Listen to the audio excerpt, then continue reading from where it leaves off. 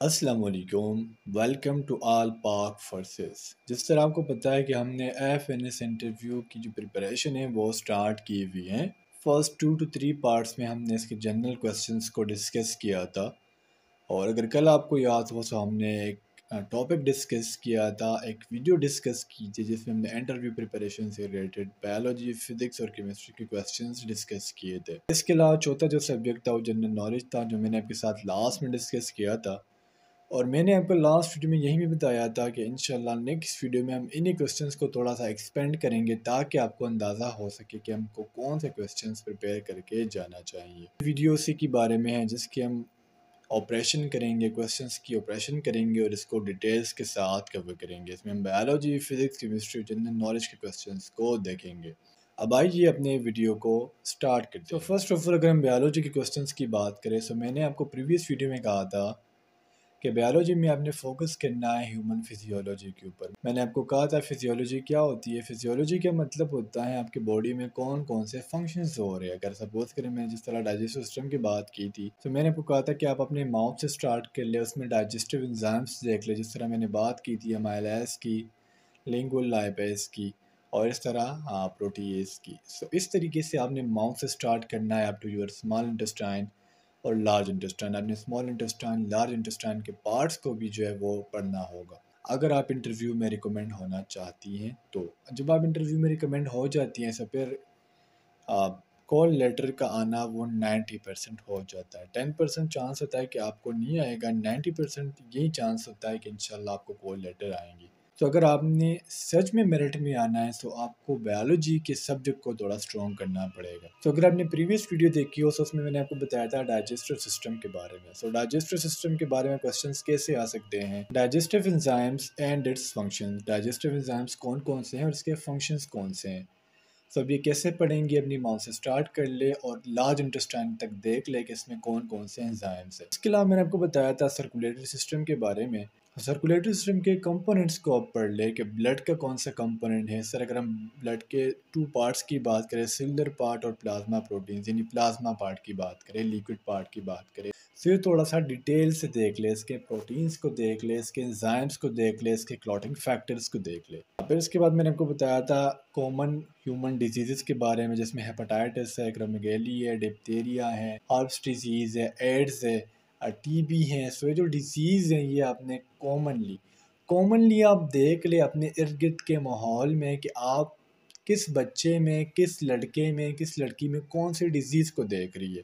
और मैंने आपको बेस्ट एग्जांपल दी थी फीवर की, क्या फीवर को देख ले कि फीवर क्यों आता है, फीवर के पीछे रीज़न क्या है, फिर फीवर को दूर करने के लिए हमारी बॉडी में कौन सा डिफेंस सिस्टम काम करता है, ये आपने पढ़ना है। इसके अलावा देखिए RBCs, white blood cells, platelets, इसके फंक्शन और इसके सेकंड नेम। अगर मैं रेड ब्लड सेल्स की बात करूं तो हम रेड ब्लड सेल्स को दूसरा नाम एरिथ्रोसाइट्स देते हैं। अगर मैं वाइट ब्लड सेल्स की बात करूं तो इसको हम दूसरा नाम ल्यूकोसाइट्स कहते हैं।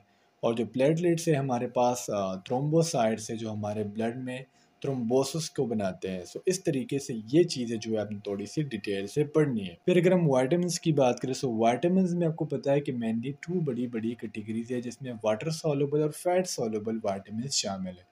तो आप इसकी इन कैटेगरीज को पढ़े कि विटामिन जो है फैट सॉल्युबल कौन से हैं और वाटर सॉल्युबल कौन से हैं। लास्ट में मेरे ख्याल से पॉइंट थोड़ा सा मिसिंग है। एक हर्ट का होता है लब साउंड और दूसरा हर्ट का होता है डब साउंड। से दोनों साउंड आपने पढ़ने हैं कि किस चीज़ की वजह से होते हैं। तो बायोलॉजी का किस्सा यहाँ पर ख़त्म हो जाता है, लेकिन चूंकि मैंने पहले बताया कि आपने पढ़ना खुद है, मेरा सिर्फ काम क्या है आपको आइडिया देना, आपको क्लू देना, आपको एक सही रास्ते पर चलाना। तो मैंने अपना काम कर लिया।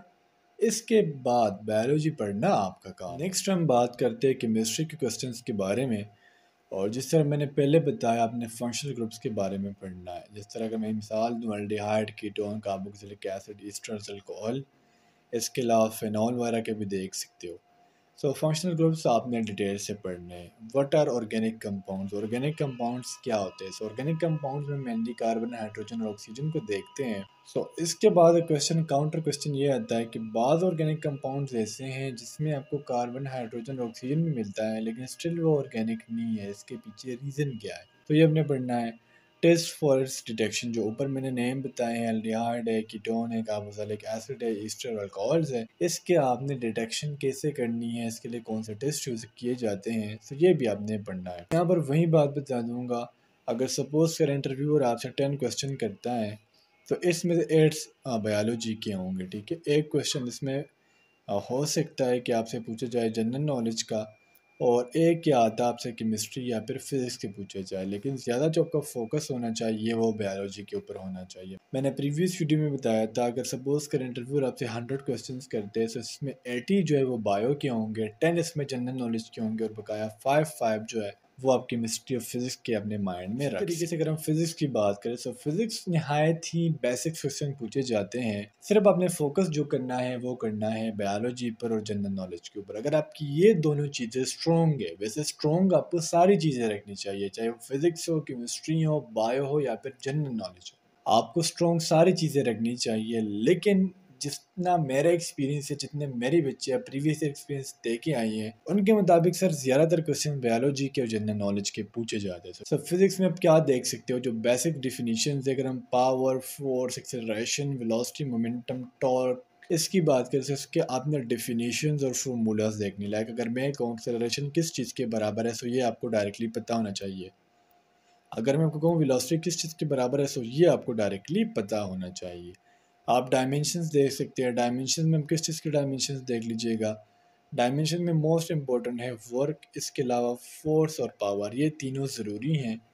बकाया डायमेंशन आप सारे देख लो, और unit of the about quantities, in quantities के आपने यूनिट्स भी पढ़ने हैं। सो यूनिट्स तो मैंने आपको प्रीवियस वीडियो में बताया था, यूनिट्स कम है, जिसमें 7 बेसिक यूनिट्स है और 22 इसमें डिराइव्ड यूनिट्स है। सो टोटल 29 यूनिट्स है। सो ये आपने अपने फिंगर टिप से याद कर लें। अब बारी आती है जनरल नॉलेज क्वेश्चंस के बारे में, तो इसमें अपने पाकिस्तान के नेशनल थिंग्स के बारे में पढ़ना है। लाइक अगर मैं कहूँ नेशनल एनिमल ऑफ पाकिस्तान, तो वो क्या है, वो है मारहौर। इसी तरीके से आपने पढ़ लेना है national animal, national bird, national clothes, इसके अलावा national poet, national founder, national juice, national food, ये सारी चीज़ें आपने देख लेनी है। फर्स्ट इन पाकिस्तान का मतलब ये है कि जब पाकिस्तान मगरज़ी वजूद में आया तो पाकिस्तान में सबसे पहली चीज़ें कौन सी थी, लाइक फर्स्ट प्राइम मिनिस्टर कौन थे, फर्स्ट प्रेसिडेंट कौन थे, फर्स्ट गवर्नर जनरल कौन थे, इसी तरीके से हमने पढ़ लेना है। अगर हम करंट अफेयर में बात करें तो मैंने लास्ट वीडियो में आपको कहा था कि इस्लामाबाद अटैक के बारे में सपोज करें आपसे क्वेश्चन पूछा जा सकता है। इसके अलावा आपको पता है कि अभी हमारे आईन में, कॉन्स्टिट्यूशन में 47 चेंजेस किए गए हैं।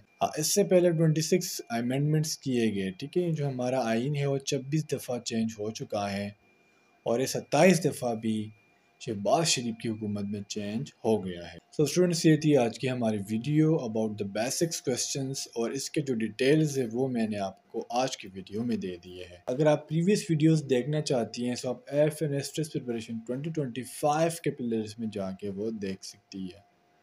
इंशाल्लाह नेक्स्ट वीडियो में मिलते हैं। अल्लाह हाफिज़।